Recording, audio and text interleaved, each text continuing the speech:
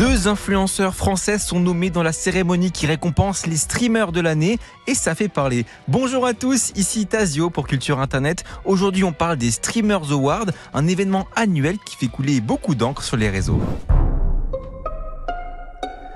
Les Streamers Awards sont souvent surnommés les Oscars du streaming et pour la cérémonie de cette année, la France n'est pas en reste. Deux figures emblématiques du streaming francophone, Amine Mathieu et Étoile, figurent parmi les nominés de cette édition 2024. Amine concourt dans la catégorie prestigieuse de meilleur streamer international, tandis que Étoile brille dans celle du meilleur streamer sur les jeux de combat. Le fait que des streamers français soient reconnus dans une cérémonie majoritairement dominée par des figures américaines témoigne de l'importance croissante du streaming hexagonal sur la scène mondiale.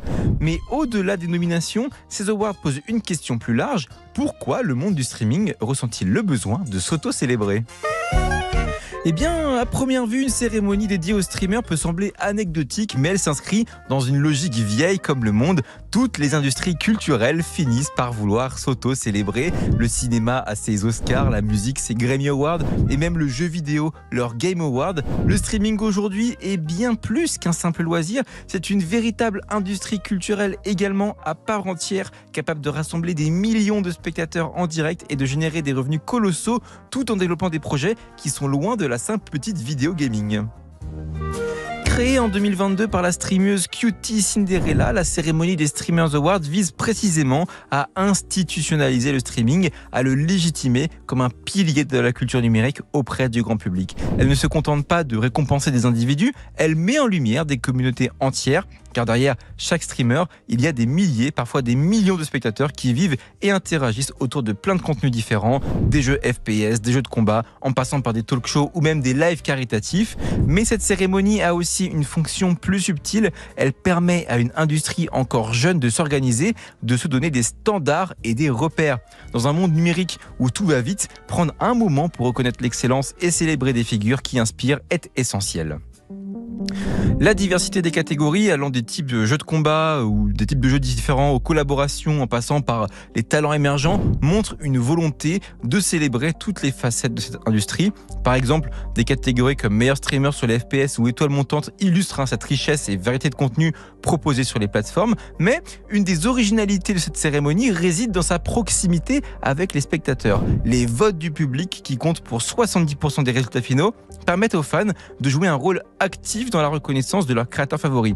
Mais cette mécanique déplaît à certaines personnes car le biais du vote populaire est une autre grosse limite.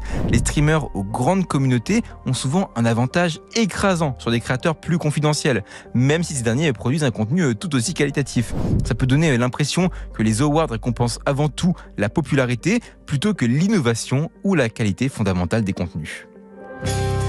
Et oui, comme toute cérémonie, les Streamers Awards ne sont pas exempts de critiques. La sélection des nominés est souvent accusée d'un manque de diversité, avec une forte prédominance des figures américaines. Cette situation reflète à la fois la domination culturelle des États-Unis et les limites d'une industrie qui peine parfois à inclure pleinement des créateurs de différents horizons. Enfin, certains fans critiquent la légitimité de tel ou tel streamer à être nommé. Étoile, par exemple, a été pointé du doigt par certaines personnes qui le jugeaient trop multigaming alors qu'il est nommé dans la catégorie jeux de combat. Ça a déclenché une véritable petite vague de haine à son encontre qui l'a obligé à prendre la parole pour remettre les points sur les i et rappeler son engagement dans ce domaine, mais aussi qu'il n'est pas responsable des choix de l'organisation. Malgré ces critiques parfois légitimes, les Streamers Awards jouent chaque année un rôle de plus en plus important dans le paysage numérique. Ils contribuent à permettre au streaming de se positionner comme une industrie légitime auprès du grand public, même si on ne devrait pas avoir à créer des cérémonies pour ça.